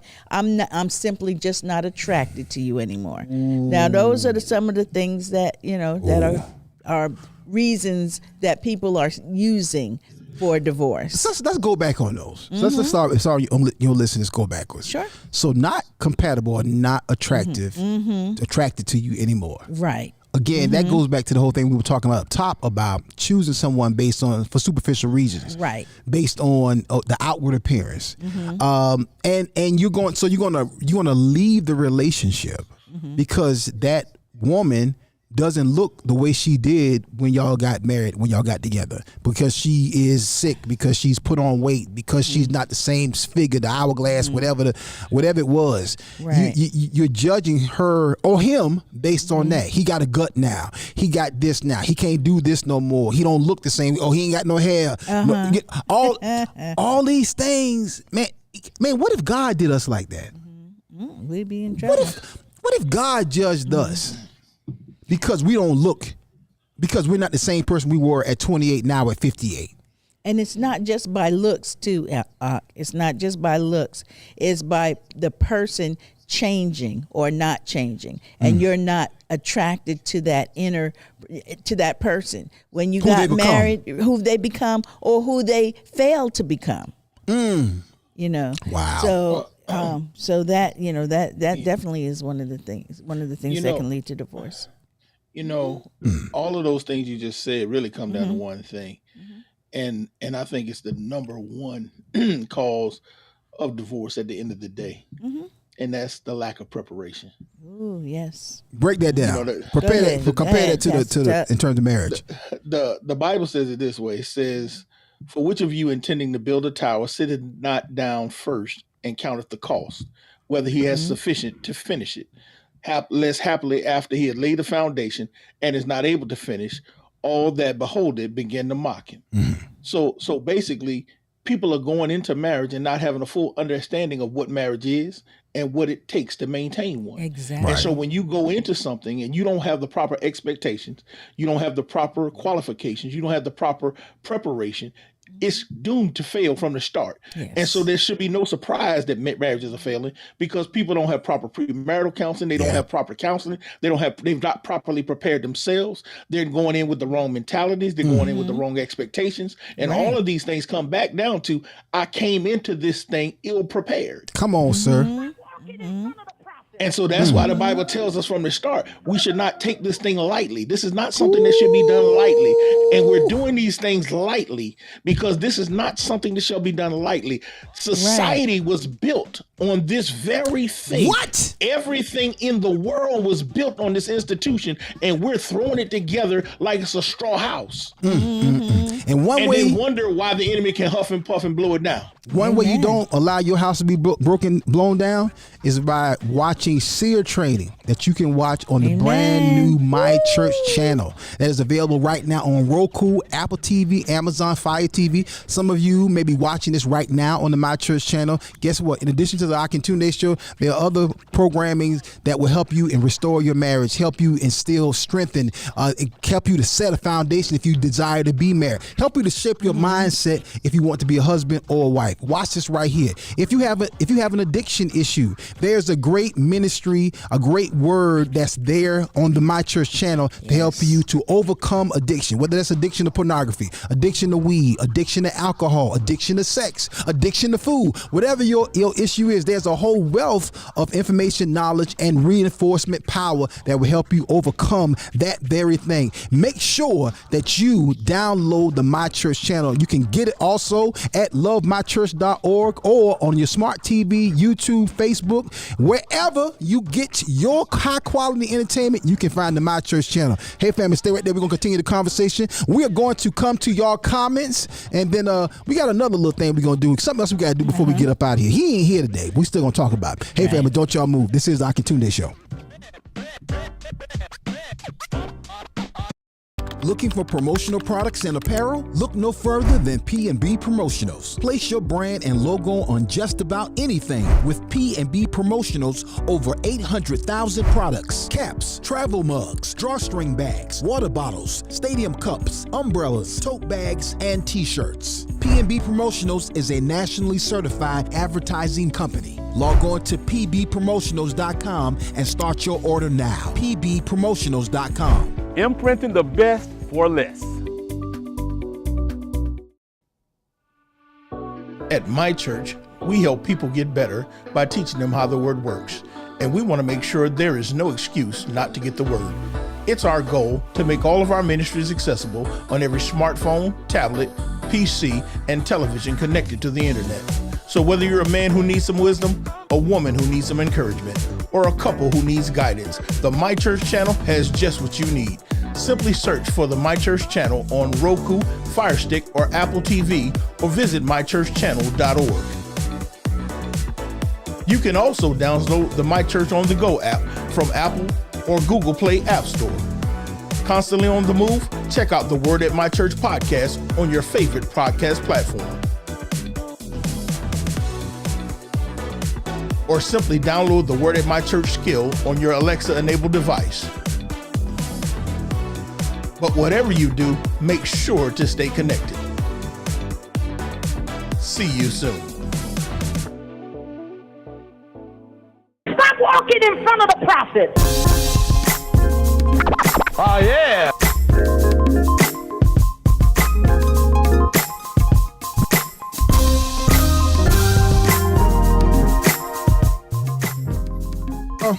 All right, family. We're still in the house. This is the Akintunde Show. Happy Tuesday, everybody. Happy Tuesday morning if you're watching this live. If you're watching this on replay, whatever morning, whatever day, whatever evening, whatever afternoon. Listen, special shout out to my sister, comedian Miss T, who is in the building. Author, comedian, speaker, singer, praise, and worship leader. Hilarious sister right there. Out of Texas, right, Miss T? Drop in the comments. I think Miss T is out of Texas. Hadn't seen you in a while, sis. Been a minute. Good to see you in the house today. I see Mocha's in the house this morning. Shout out to Mocha. Pastor Stephanie's in the building now, y'all. That's Pastor Lewis Tucker. Stephanie. That's, they say it's your better half. That's for real. His better half. That's his better half for real right there. Yeah. Why I can't hear. We can't hear Pastor Tuck. Pastor Tuck is muted. I think that's on your side, Pastor. That's my best half. Yeah. There we go. Come on, sir. You better say that. All right. Shout out to Michelle, who's in the building, who's joined the conversation. Well, it's Latrina. I love it. Now that's a name. I love it. She said, well, it's Latrina. What's up, Keir? How you spell that? Is that am I saying that right? Keir Robertson? Keir. Keir Robertson. Beard game on steroids, Keir. There it is, bro. When I grow up, I want my beard to look like that. My beard my beard is full now, but it ain't thick like that. Pastor y'all, I need y'all to rebuke Pastor Tuck because he ain't made no more beard oil. Pastor Tuck got beard oil that he was selling, and he had sent me some, and then I used all of it. And he ain't sent me no more. I got you a package in here. I ain't put in the mail. My bad. Oh, really? See, you know what it is? He don't want my beard to look like his beard. That's what it is. No. I apologize. Look, it's already packaged up and everything. It's in the mailbox. It just hadn't been addressed. Shameful, God. God is not pleased. Yeah, I apologize. That's all on me, player. That's all on me, player. That's Pastor Tuck's beard oil. Beard balm. He got a whole brand and everything. Yeah. So yeah, Damon Cherry might can get his beard. Damon, I think, but Damon believe in God for his beard. Damon can't grow no facial hair. Jaleel believe in God for a beard. Jaleel. Jaleel got about 3 hairs on his chin. Oh, that ain't true. That ain't true. That's not true. That's a lie. That's a lie from the pit.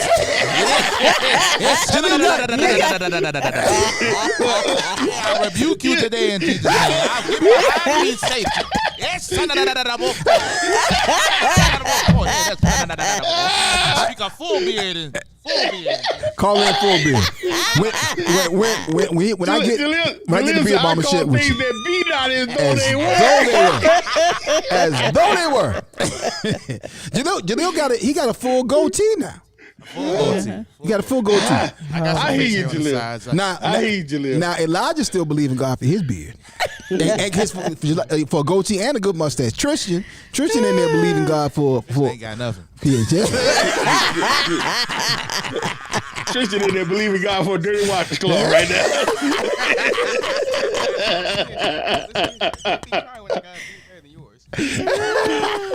It's coming, Tristan. Keep on believing. Stand on your faith, sir. Damon Cherry said, "I witnessed the hair transformation." You know what, Damon? I still have those pictures, even though we didn't do the bit. We shot a whole bit. We got to finish that bit. We got to finish that bit. You know why? We got to get it right. We got to get it right. We got it all done. I'm gonna have to get Jason to redo his parts because Jason's voice was so bad it just did not work. We got to do that though. We got to do that. We got to. You know that's gonna be some quality right there. We got to get Jason to do that. Top notch tomfoolery right there. Yes, it was funny. But I think what I'm gonna do. I think on Thursday when I give y'all my head full of hair, I'm gonna show y'all. I'm gonna show y'all Damon's hair. Damon had a hair transformation as well. I'm gonna show that to you.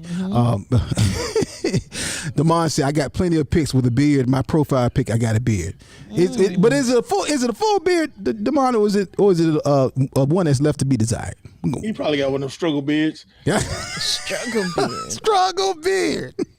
Shout out to all the brothers with a struggle beard. I don't know brother who's struggling with a beard, who believe in God for a beard. If you got one of the struggle beards, just cut it off, man, and keep using your face. You keep using your face. No, man, no. No, ain't nothing worse than them 3 patches of hair. Ain't nothing worse.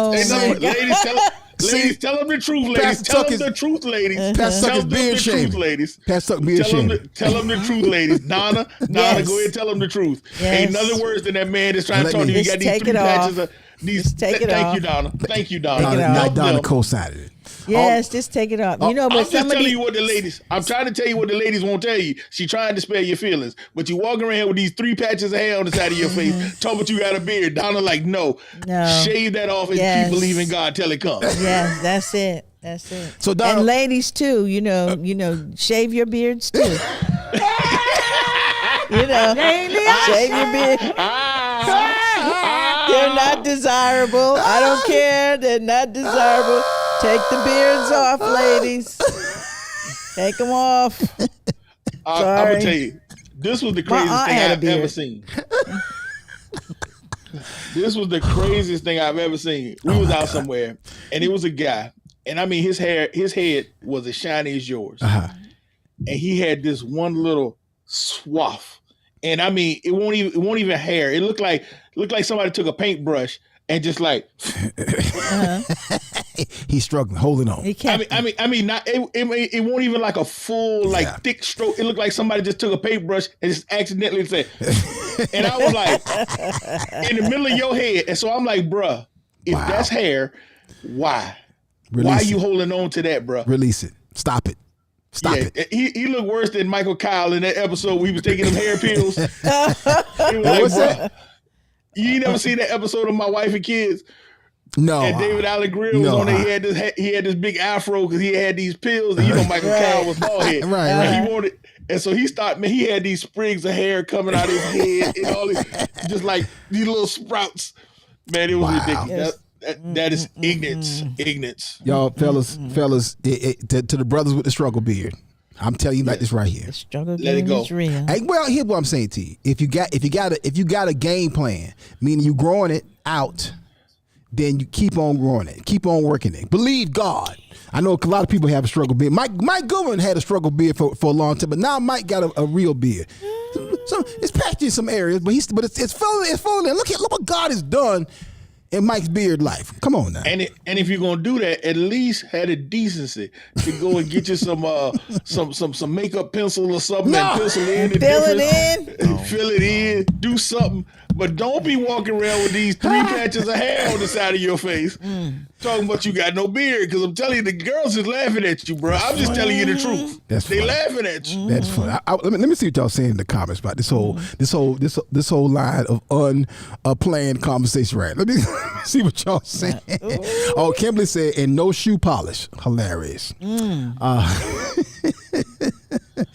Brother Muhammad said, "Hi, good afternoon, sir, ma'am." What's up, my brother? Salam alaikum, sir.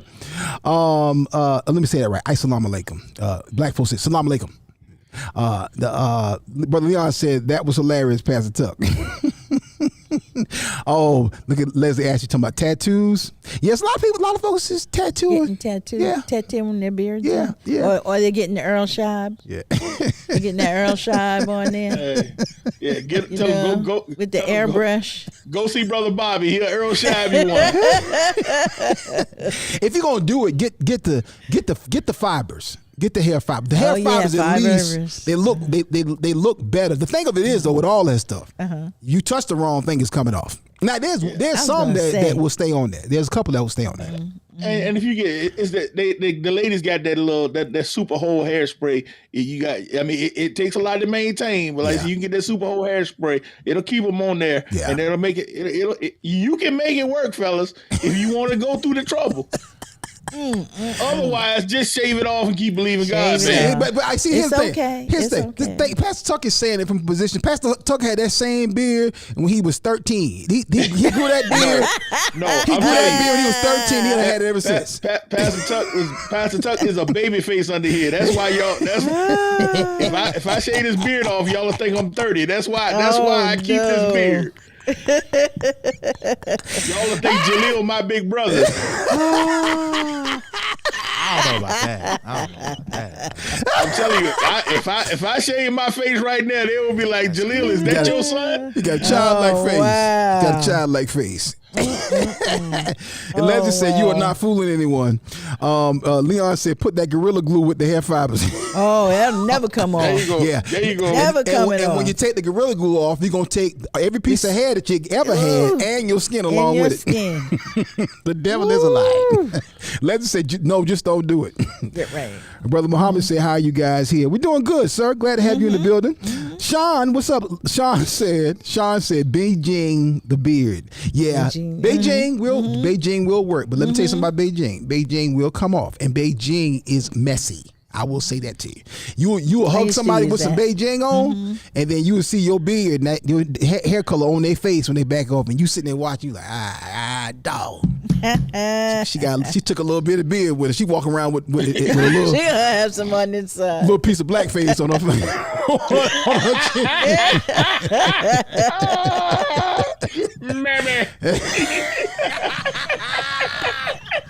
Is you is or is you ain't my baby? It's a little boy Sammy. Or somebody down from Alabama. Oh no! Here we go. Send your emails to Tuck at lovemychurch.org. Is you is or is you ain't my baby. Okay, let me stop. I get in trouble. We're gonna keep shuffling along. Oh, look how petty Tory Free is to my "Don't Stop Believing." she gonna sing the song. Oh, Leon said, "Look at this pettiness right here. Pick up the hair from the barbershop floor and glue it to your face." Leon, There you go. go sit in the corner. Leon got a new business model, boy. Recycle weave. Oh my God, Beard weave. that is terrible. That is horrible, Leon. Oh my God. Gosh, just cut it up. Put it on your face. Pop Earl's talking about a beard with training wheels. Hilarious. Gotta work it till you get it. You do have to train a beard though. All right. The producers, the director and the assistant director are giving me the signal. We are quickly approaching the end of the show. We went off on a tangent. We went off down a rabbit trail. With the beards, me talking about Pastor Tuck not sending me my beard. Let me see who's all over on Facebook right here. What's the mom said? Sister Brenda Myers is on there. What's up, Sister Brenda? She said, "I love this topic. This is real talk." Thank you, sis. How you doing? Yay. Good to see you in the house. Michelle Hall's in the house. What's up, Michelle? She said, "I'm planning to come to First Sunday soon." Michelle, let us know when you are driving in from Georgia, and we'll make sure we have a special seat for you. And bring some folks with you. Shout out to the folks who drove down from Charlotte on this past Sunday. A couple came in from Charlotte for First Sunday. Well, again, y'all, I can't say enough. We can't say enough how much we appreciate everybody coming in for First Sundays and laughing real hard for us. Really had a good time. Y'all wait till I headline. You and Jaleel need to go ahead and do some comedy. Jaleel, we was doing the mic check, setting the room up today, and Jaleel got on stage back there. And I said, because Jaleel got a comedy gene. He got he got a comedy bug. He got a comedy bug, and he's done comedy privately in college. Now nobody's seen it, nobody know what he did, nobody know what he said. But I do know he was doing open mic in college. He don't know how much I do know he was doing it because how many times did you do it, Jaleel? Go ahead and tell it. The only time I did actual comedy, it was one time. It was, and it wasn't even intentional. It just wound up being unintentional stand up in between me doing like karaoke. But people laughed. It was funny. I got the timing down, but I've never been that great with like writing jokes out. Nah. In a conversation, I'll make a joke. If I don't make a joke, I didn't do my job. If you're not near death, I didn't do it right. I told him today. I said, if you do it, I said he gonna have to sign a release. He can't say nothing about me. I'm teasing because I make half of my jokes is about them. That's what I was going to say. No. Jaleel's first tour is going to be called the Revenge Tour. I've actually trying to get some get back. Yes. I've actually come out. Yes. Get back. I want revenge. Hilarious. That's how he coming out on stage. Yeah. Yes. Oh my God. Leon Campbell said, "He's sorry, Paul. I won't be able to join today. I got to head out to somewhere." So today, for the first time, I'm gonna pop into for a very short piece of time because I do have a meeting, but I'm gonna come into the After the Ox Show room. So y'all don't understand. If y'all don't know this, literally, Kimberly, Ashley, Paul, Leon, who else is in the room? Who else hosts the room? Celeste King was in there. You know what? I'm not gonna even say that. I'm coming in the room. I'm gonna stay in the audience. I'm just gonna come in the room. Don't even bring me up. I'm listening. I want to listen to. No, they want you up to mess with you. They do. They do. I'll be obedient. However y'all need me to come in. I want to. Bailey was in there. Yeah, I'm gonna jump in because we running out of time. Yes. And we asked Pop Earls a question about what it takes to stay married 50 years. The recipe. He said, one, salvation, loving God more than each other. Two, understanding that you are different, like butterflies and buffaloes. Wow. Communication. and be each other's best friend just for starters. And last but not least, enjoying being with one another during a 2+ year pandemic. Wow. So thank you for Wow. that. Thank Thank you for that. Thank you, Pop Earls, for that 50 years of That's wisdom wisdom and experience about how to stay married. You know, I always say when you take good advice, take advice from people who got some fruit. And 50 years of marriage is definitely fruit. So butterflies and buffaloes. That piece he said about the pandemic goes back to what we talked about earlier, as far as that dessert versus that meal. See, when you get addicted to that meal, that's the reason why people on that dessert plane can't make it. Right. Because you can't just eat dessert every day, 3 meals a day. You get sick. Yeah. Sick. Yeah. Yep. And that's why you get sick of it. Right. You can't eat candy all the time, and then after a while you want something else. Right. You don't even want the same candy after a while. After a while, it's not special to you no more. Exactly. And speaking of special, don't we got something special to talk about? We got something special to talk about before we get up out of here. We're going to forego the Kingdom Business shout out today. Yep. And I'm going to just say cricket letter. Okay. All right. We can go on. Okay. Donna got it in. But we got to celebrate our brother. Jason Earl's birthday is today, y'all. This is the Kingdom Business shout out. Yeah, there it is. That's it. There Kingdom it is. Business shout out. Jason Earl's. Business shout out goes to Jason Earl, who is celebrating his birthday today. What is Jason, 46? 46 today? Pop Earls. 39. He's 39 in faith years. Right. How Pop Earls, drop in the comments how old Jason is now. 47. There we go. Okay. I was off a year. But Jason is now 47. He's closer to 50. And we praise God for his life. 47 years ago today, Mom and Pop Earls had their son, Lil Jason. Little Jason. Into the world. Little Jason. And we praise God for him. He blesses us here on the show. Yes. Y'all know Tuesday is his administrative day now that he's pastoring now. Right. So he's handling his pastoral duties today. Could not be here. And but we celebrate his birthday today. Hopefully he off work today. Right. If he listens to his big brother. Ain't no telling. You know, he probably Jason be grinding.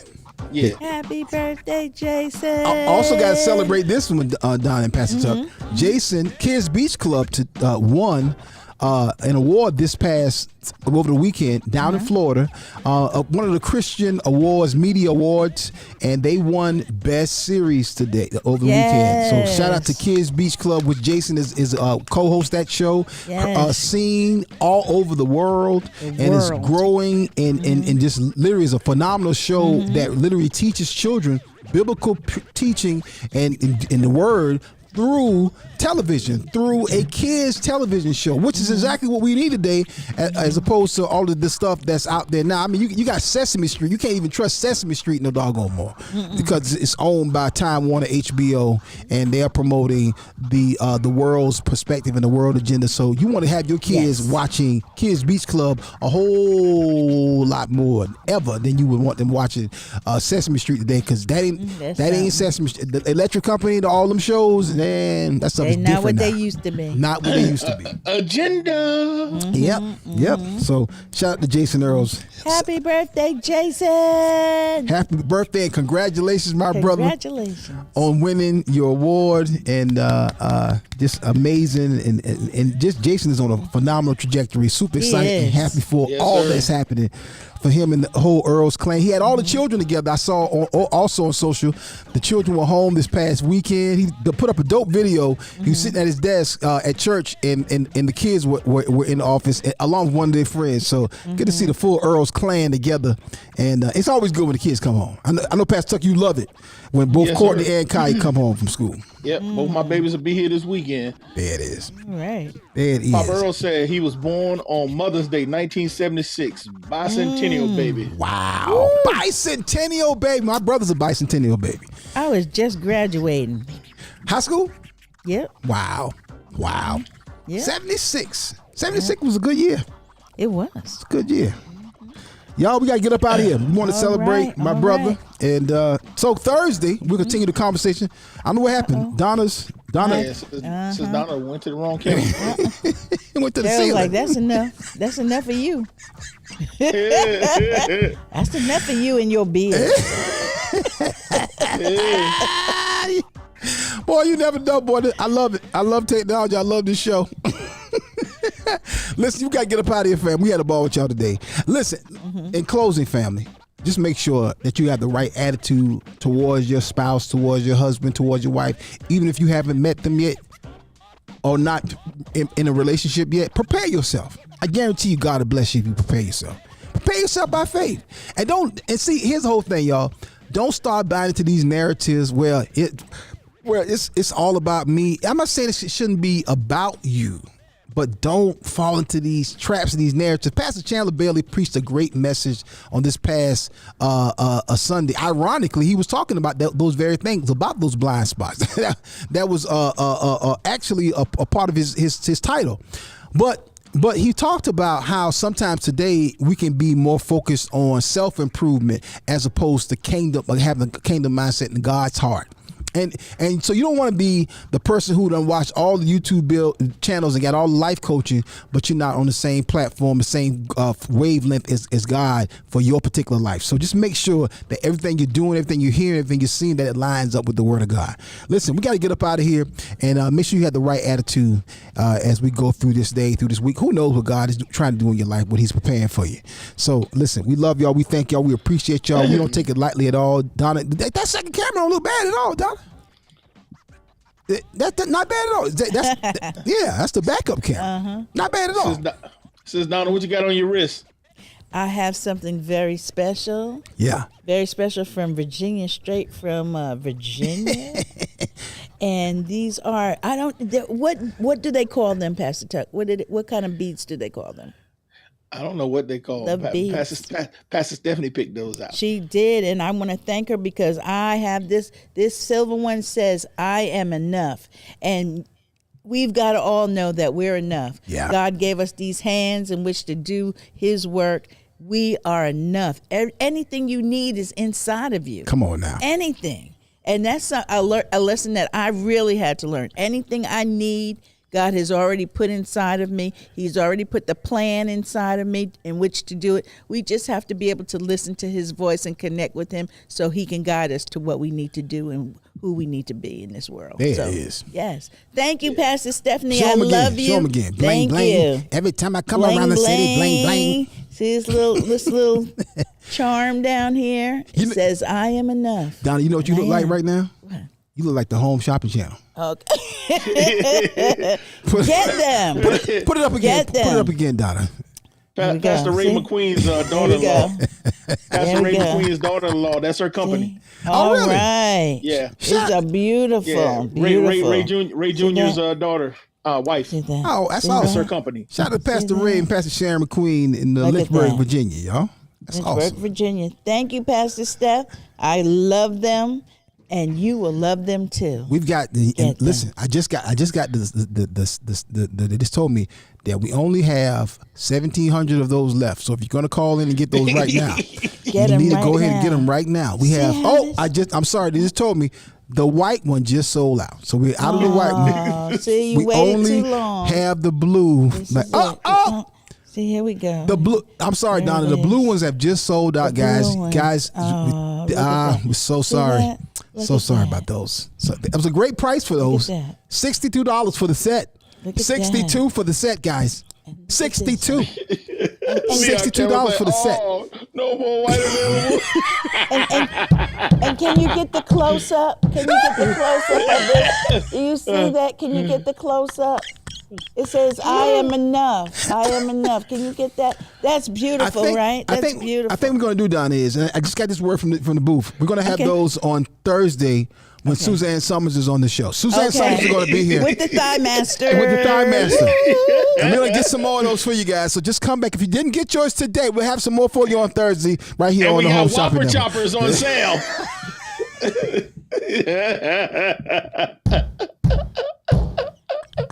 The foolishness that we indulge. All right, we got to get out of here. We got another room coming up on Clubhouse. It's 11:59. We got to go. Hey, fam, we love y'all. We thank y'all. We appreciate y'all. And until next time, we're going to see y'all when we see y'all. This is the Akintunde Show. Peace. Peace. Oh, yeah.